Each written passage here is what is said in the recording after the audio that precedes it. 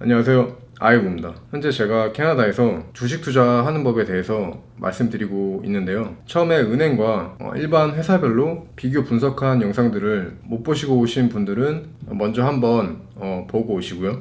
그리고 오늘 말씀드릴 내용은 세금에 대한 이야기인데요. 더 정확하게 말씀드리자면 세금 없이 주식 투자를 하는 방법입니다. 이렇게 많은 세금을 내가면서 열심히 모아온 돈을 투자하는 데 있어서 절세를 하거나 세금을 아예 내지 않을 수 있다면 얼마나 좋을까요? 그래서 더욱더 세금을 정말 잘 이해해야 내 소중한 자금이 들어가는 투자를 더욱 성공적으로 만들어갈 수 있다고 저는 생각합니다. 그런데 진짜로 캐나다에서 주식 투자로 이익을 내거나 배당금을 받거나 이자를 받거나 이 모든 투자 행위에 대한 양도세를 포함해서 발생하는 모든 세금이 전혀 없는 주식 계좌를 만들 수 있다면 어떨까요? 그게 바로 오늘 제가 알려드릴 TFSA라는 것인데요. 이 TFSA는 Tax Free Savings Account라는 뜻인데요.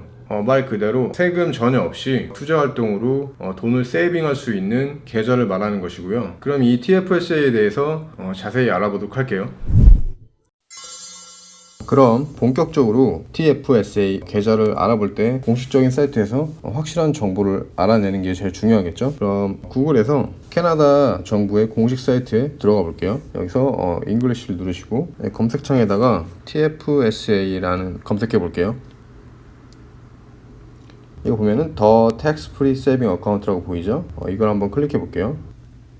여기 보면은 Tax Free Savings Account, 말 그대로 텍스가 전혀 없는 계좌를 이야기하는 거고요. 이번엔 저축하는 것을 훨씬 쉽게 할 수 있다고 되어 있고, 이 TFSA 계좌는 2009년부터 시행이 됐고요. 이 계좌는 18세 이상 가능하고 그와 함께 Social Insurance Number, SIN이라고 하죠. 이걸 가지고 있어야 되고, 이렇게 된다면은 평생 동안 텍스 없이 계좌를 운영할 수 있다, 이렇게 되어 있네요. 그리고 Contributions, 오늘 이게 상당히 많이 나올 건데 사전적 의미를 찾아보면은 기부, 기금이라는 뜻이 될 거예요. 쉽게 설명드리자면은 캐나다 국세청에서 정한 리미트만큼 제가 펀딩을 한다, 제 돈을 갖고 제 TFSA 계좌에 펀딩을 해서 일단 적립하는 그 금액을 얘기하는 거예요. 일종의 개인 적립금이라고 생각하시면 돼요. 그래서 contributions는 소득세 목적으로 공제될 수 없다고 되어 있고, 이 계좌에서 발생한 소득들은 예를 들어서 투자 수익과 캐피탈 게인, 차익이죠.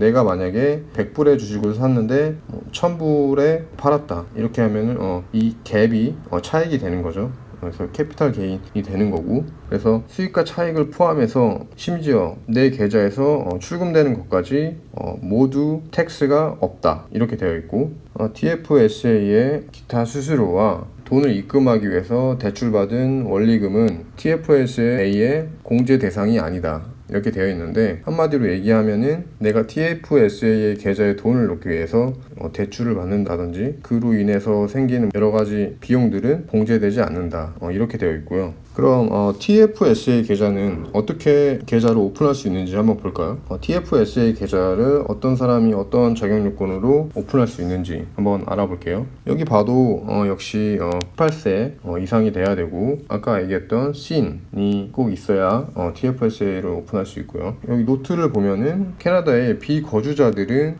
매월 1%의 세금이 부과된다고 되어 있는데, 그럼 자세히 한번 알아볼게요. 여기 보면은 비거주자로 간주되는 것이 보통 관습적으로 통상적으로 다른 나라에 거주하게 되면은 그렇게 될 수 있다고 하고요. 이거는 당연한 얘기고, 캐나다에 거주 관계가 없고 다음 사항에 하나라도 속한다면은 비거주자로 간주한다고 되어 있는데, 한번 볼까요? 과세 연도, 텍스가 부과되는 이 연도 내내 캐나다 이외의 지역에 거주할 경우 이렇게 되어 있고, 이 과세 연도 중에 183일 미만으로 캐나다에 거주할 경우 비거주자로 간주된다고 하네요.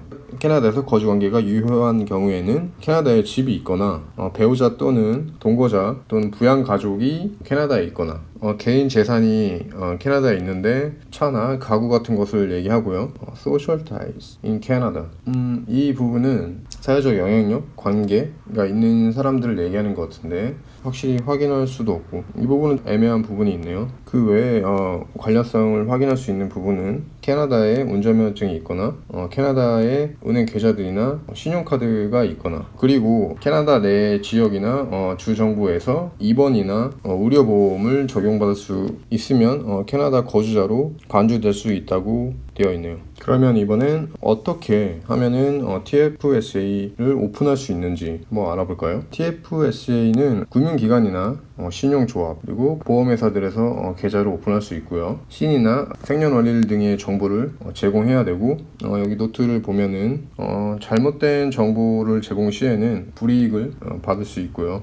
그리고 TFSA의 계좌 종류는 어떻게 되는지 한번 볼까요? 예금의 형태가 있고 그 다음에 연금 형태의 계좌가 있고 그리고 신탁 방식의 계좌가 있네요. 그리고 아까 위에서 언급한 것 같이 은행들, 보험회사들, 그 다음에 신용조합들, 그 다음에 신탁회사들이 TFSA 계좌를 만들 수 있고요. 그 다음에 밑에 내용을 보면은 Self-Directed TFSA라고 되어 있는데 이게 제가 만들고 싶은 계좌이고 제가 여러분들한테 궁극적으로 이런 계좌를 만드셨으면 좋겠다라고 말씀을 드린 거고 이 계좌의 성향은 당연하게도 자신만의 포트폴리오를 구성하고 관리하면서 다양한 방식으로 투자하고 매매하고 할 수 있는 그런 성격을 가진 계좌입니다. 그럼 이젠 이 contributions 출금과 이체 관련해서 한번 알아볼게요. 여기 보면은 앞서 설명드린 거랑 마찬가지로 우리는 컨트리뷰션 룸만큼 돈을 넣을 수가 있는데 이 컨트리뷰션 룸을 초과하는 모든 금액은 세금이 적용이 된다고 되어 있고요. 그리고 출금한 금액은 다음 연도 초에 컨트리뷰션 룸에 더해진다고 되어 있고 이용할 수 있는 TFSA 컨트리뷰션 룸을 가지고 있는 경우에만 같은 해에 인출 금액을 대체할 수 있다. 이 말은 출금을 했을 때 혹은 그 이후에도 이 컨트리뷰션 룸이 여유가 있을 때 다시 입금을 하거나 다시 출금을 하거나 할 수 있다는 말이고요. 직접 이체할 경우에는 금융기관에 의해서 일처리를 해야 되고요. 그리고 이 컨트리뷰션 룸을 한번 확인해 볼게요. 이 컨트리뷰션 룸은 매해 캐나다 국세청에서 공지를 해주는데 2009년부터 시행됐다고 앞서 말씀드렸으니까 2009년부터 작년 2019년까지 금액이 어떻게 산정이 되고 있었는지 한번 알아볼게요. 2009년부터 2012년까지는 5,000불, 2013년부터 2014년까지는 5,500불, 2015년은 10,000불로 되어 있네요. 그 다음에 2016년부터 2018년은 5,500불, 그리고 2019년도 작년은 6,000불로 되어 있네요. 그래서 만약에 2009년부터 컨트리뷰션 룸을 갖게 됐다면 지금까지 총 63,500불이 되겠네요. 그리고 이 TFSA 연간 룸 한도액은 인플레이션에 따라서 지수화되는 거고 그리고 500불의 금액이 반올림돼서 나타나는 걸로 나와 있네요. 참고로 이 컨트리뷰션 룸을 개인적으로 정확히 알고 싶으신 분들은 구글에다가 CRA라는 캐나다 레비뉴 에이전시라는 캐나다 국세청 사이트에 들어가셔서 아이디 없으신 분들은 아이디를 만드시고 저는 일단 아이디가 있으니까 로그인 해보도록 하겠습니다. 이렇게 로그인 하시면 여기 보시면 RRSP랑 TSFA에 관련된 사항이 있는데 디테일을 한번 클릭해 볼게요. 여기 보시면 TFSA 관련된 내용이 나오고 TFSA 제가 쓸 수 있는 컨트리뷰션 룸 금액이 나오고 있습니다. 조금 더 디테일하게 보면은 여기 보면은 2009년부터 작년까지 이 컨트리뷰션 룸이 얼마큼 더해지고 최종적으로 금액이 얼마인지 2020년까지 적용이 돼서 나와 있고요. 이 CRA 홈페이지에서 개인 컨트리뷰션 rum을 확인하시면 됩니다. 그 다음에 또 다른 자료가 있는지 한번 알아볼게요.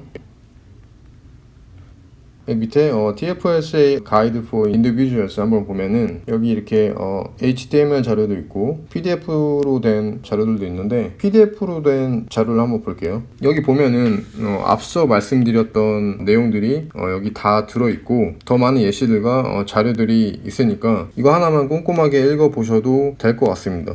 여기에 있는 추가적인 내용들은 제가 나중에 따로 발췌해서 영상 뒷부분에 소개하도록 하겠습니다. 그럼 이제 이 TFSA 계좌로 갔다가 어떤 종류의 투자를 할 수 있는지 한번 알아볼게요. TFSA는 현금이나 뮤추얼 펀드, 그 다음에 주식시장, 그 다음에 GIC라는 캐나다의 적금 같은 개념이죠. 그 다음에 채권 등에 투자할 수 있고요. 그리고 텍스가 전혀 없는 비과세의 계좌지만 어떤 경우에 텍스를 낼 수밖에 없는 상황이 되는지 한번 알아볼게요. TFSA 계좌에서 일반적으로 이자나 배당금 그리고 투자에 대한 이익에 대해서 텍스를 부과하지 않기도 하고, 이런 금액들을 계좌에 보유하고 있거나 출금했을 때도 역시 세금이 부과되지가 않죠. 그런데 밑에 경우를 보면은 세금이 부과되는 경우에 대해서 언급하고 있는데, 과연 어떤 경우에 세금이 부과되고 얼마만큼 세금이 부과되는지 제가 다시 한번 이해하시기 쉽게 설명해 보도록 하겠습니다.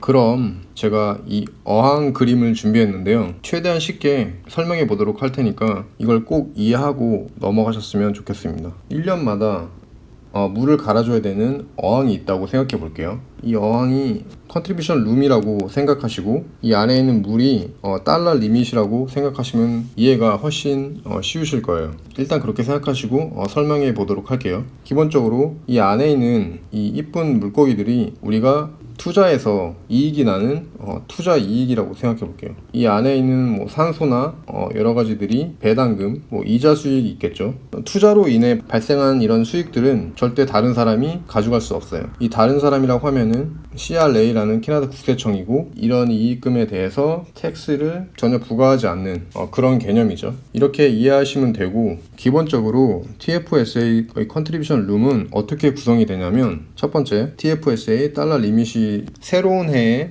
주어지는 한도액이죠. 여기다가 전년도에 사용하지 않았던 컨트리뷰션 룸 금액, 그리고 전년도에 출금했던 금액, 이 금액이 합쳐져서 새로운 해에 최종 투자할 수 있는 금액이 정해지는 거고요. 여기까지 이해하셨나요?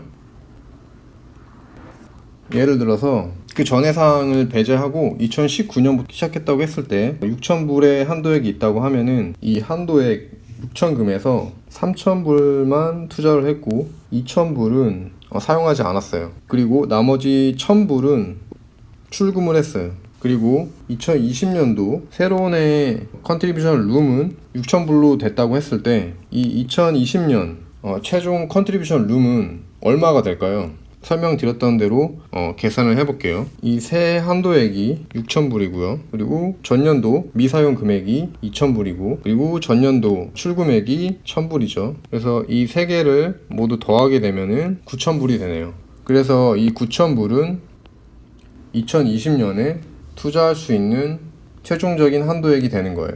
어떻게 이해가 좀 잘 되셨나요? 그러면 이번엔 CRA 홈페이지에 나와 있는 예시 문제를 한번 풀면서 이해해 보도록 할게요. 일단 이 오른쪽 사이드를 보시면은 2009년부터 2019년까지 CRA에서 연도별로 할당된 한도액이거든요. 이렇게 보면은 눈에 확 들어오지가 않아서 제가 따로 표를 만들었는데, 2009년부터 2019년까지 연도별로 한도액이 잘 보이게 만들어 놨어요. 일단 이걸 잘 확인하시고 문제를 한번 볼게요. 2012년부터 2017년도까지 조씨라는 사람이 TFSA 한도액을 매년 맥시멈으로 금액을 넣었다고 하네요. 그리고 이 조씨라는 사람은 어떠한 금액도 추가로 넣지 않았고 출금도 전혀 하지 않았어요. 컨트리뷰션 룸이 5,500불, 여기 보면은 2017년도에 5,500불이죠. 사용 안 한 컨트리뷰션 룸이 제로네요. 2012년도부터 2017년도까지 맥시멈으로 꽉꽉 채워서 투자를 했다는 말이에요. 그래서 이 조씨라는 사람이 컨트리뷰션 룸이 2018년도 5,500불, 2018년도 5,500불 맞죠? 5,500불로 시작한다는 거예요. 그래서 2018년도 6월 15일날 500불이란 금액을 입금했고요. 2018년도 10월 26일에 4,000불을 출금했네요. 그래서 사용하지 않은 컨트리뷰션 룸이 5,000불이 되는 거를 알 수 있고요. 5,500불 빼기 500불이 되겠죠. 컨트리뷰션 룸 한도액이 2019년에는 얼마로 시작할까요? 제가 가려놨으니까 일단 영상을 일치 정지하시고 풀어보신 다음에 한번 맞춰보세요. 자, 그러면 이제 한번 풀어볼까요? 2018년도에 컨트리뷰션 룸이 얼마로 시작했죠? 5,500불 맞죠? 5,500불이고요. 그리고 입금을 했으니까 이 한도액에서 입금한 금액을 빼면 되겠죠. 여기 보면은 500불이고요. 그래서 500불 맞죠? 여기까지 잘 따라오셨나요? 그리고 2018년도 말까지 사용하지 않았던 금액은 5,500불에서 500불을 빼면 되니까 5,000불이 되겠죠. 그리고 2018년도에 총 출금 금액이 4,000불이었으니까 4,000불이 이쪽으로 오면 되겠죠. 그리고 2019년도 달러 리밋이 여기 표에 보시면은 2019년도 6,000불로 되어 있죠. 6,000불이 이쪽에 오면 되겠네요. 이젠 최종적으로 계산을 할 수 있겠죠. 2018년도 미사용 금액과 2018년도의 출금 금액 그리고 2019년 새로운 연도의 달러 리밋 이렇게 더해지면은 최종적으로 15,000불이 되겠네요. 어떻게 여러분 잘 따라오셨나요? 이 개념이 TFSA를 투자하는데 가장 핵심적인 내용이기 때문에 제가 예시까지 들고 표까지 따로 만들어서 여러분들이 이해하기 쉽게 도우려고 하는 거예요. 여기까지 이해하셨다고 생각하고 그러면 과연 컨트리뷰션 룸을 계산을 잘 못해서 세금을 내게 되는 경우를 한번 알아볼게요. 뭐 이런 경우가 있으면 절대 안 되겠죠. 투자를 해서 수익을 봐야 되는데 내가 잘못해서 텍스를 내게 되는 경우가 생기면 힘들어지죠. 아무튼 그래서 이 공식만 알고 계시면 돼요. 어떤 공식이냐면 초과한 금액 곱하기 1%의 세금 부과하고 거기다가 초과한 계열수까지 곱해주는 거예요. 그래서 이 간단한 공식만 알고 계시면은 내가 초과했을 때 빠르게 계산해서 대처할 수 있으실 거예요. 그럼 예시를 한번 보고 문제를 한번 풀어볼게요. 2019년 조엘리라는 사람이 TSFA 컨트리뷰션 룸이 6,000불로 시작했대요. 조엘리의 2009년도 컨트리뷰션 금액과 출금했던 금액들이 아래와 같대요. 4월 25일 날 금액을 2,000불을 넣었고요. 그리고 5월 16일 날도 마찬가지로 4,000불을 넣었고요. 그럼 이 한도액 6,000불을 이미 다 채웠죠. 그리고 6월 15일 날 출금을 했는데 2,000불을 출금을 했어요. 그리고 8월 23일 날 2,000불을 또 입금하게 되네요. 여기서 힌트는 2019년도 이 조엘리의 룸을 다 사용했다고 말씀드렸죠. 5월 달에. 그리고 9월 8일 날 다시 출금을 하게 됩니다. 1,500불을. 이 아래 지문들은 위의 내용과 같기 때문에 위의 내용만 보셔도 충분히 계산을 하실 수 있을 거예요. 그러면 영상을 일시 정지하시고 한번 계산해 보도록 할게요. 문제가 되는 계열수가 8월달과 9월달 2,000불을 초과하게 된 거죠. 5월 16일까지 6,000불을 다 썼고 그 이후에 2,000불을 출금했고 이거는 다음 연도에 추가되는 금액이니까 상관이 없죠. 근데 문제는 8월달이죠. 8월달에 다시 입금을 하게 되는데 2,000불이 되는 거죠. 그리고 9월달까지 넘어가는 상황이었고 그러면 2,000불 곱하기 0.01 곱하기 8월달과 9월달이니까 곱하기 2 2,000 곱하기 0.01 하면은 20이 될 거고 20 곱하기 2는 40달러가 되네요. 그럼 한번 맞는지 볼까요?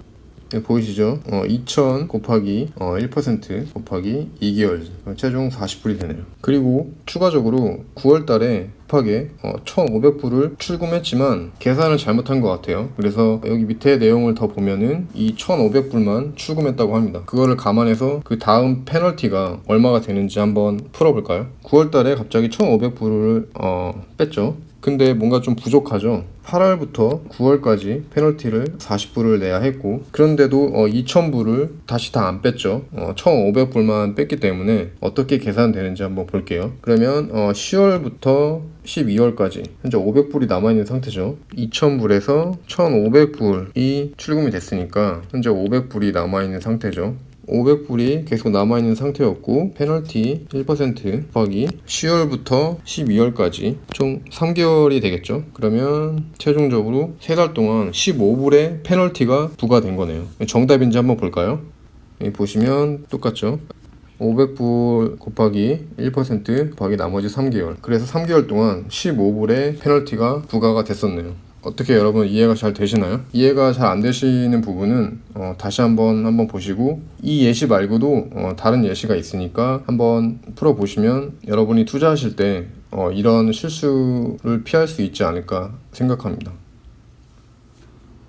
그럼 계산이 잘 되시고 이해가 되셨으면은 지금까지 했던 내용을 한번 정리 한번 해볼게요. 계좌에서 발생하는 소득세, 양도세 이 모든 세금이 비과세가 적용이 되고요. 즉 투자이익, 차익이죠. 배당금, 이자 모든 소득에 세금이 없는 계좌고요. 그리고 소셜 인슈런스 넘버 사회보장 번호를 가지고 있는 만 18세 이상만 계좌를 오픈할 수 있고요. 예금, 뮤추얼 펀드, 주식, 채권 등 다양하게 투자가 가능하고요. 계좌 개설은 은행, 보험회사, 크레딧 유니온이라고 하는 신용조합, 신탁회사에서 계좌 개설이 가능하고 중요한 거는 이 컨트리뷰션 룸을 잘 계산해서 입금 한도액을 확인하고 스스로 조절 잘 해야 되고요. 그리고 이 계산법은 세해 한도액, 전년도 남은 한도액, 전년도 출금액 해서 그 다음 해에 사용할 수 있는 한도액이 정해지죠. 그리고 이 컨트리뷰션 룸의 한도액을 초과했을 경우에는 매달 1%의 페널티가 주어지니까 꼭 확인하시고 계산을 잘 하셔야 되고요. 그 다음에 이 한도액을 초과한 금액만큼 바로 출금해야지 비과세 혜택이 유지가 되고요. 또한 입출금을 자유롭게 할 수 있어서 현금 유동성이 좋고 동시에 미국 달러로도 유지할 수 있고 거래할 수 있는 장점이 있습니다.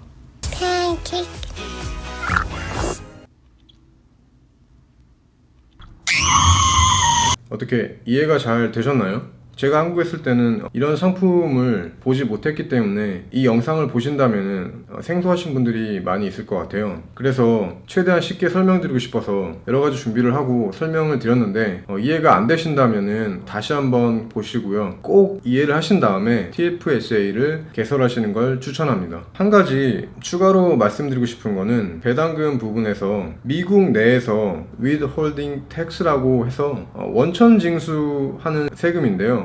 이 말은 미국 배당주 투자를 하셔서 배당금을 받으실 경우에 이 배당금에서 15%의 세금을 원천 징수를 한 다음에 배당금을 받게 됩니다. 그래서 미국 정부에서 배당금에 대해서 세금을 원천 징수하는 것이기 때문에 제가 말씀드리고 있는 캐나다 TFSA랑은 관련이 없습니다. 그럼 반대로 캐나다 주식으로 배당금을 받게 되면은 배당금에 대한 세금이 없게 됩니다. 이 부분도 꼭 참고하시고요. 그리고 스캘핑이나 데이트 트레이딩, 스윙 이런 초단기, 단기 투자를 하시는 분들 중에 CRA에서 세무조사를 받아서 세금을 내게 됐다 이런 이야기들이 있는데요. 이게 그 사람의 어떤 다른 문제로 받은 것인지 정말 뭐 하루에 100번, 200번의 수많은 거래로 인해서 세무조사를 받게 된 것인지 정확히 알 수도 없고 실제로 CRA에서 정확히 기준은 이거다 라고 명시한 공식적인 매뉴얼이 없기 때문에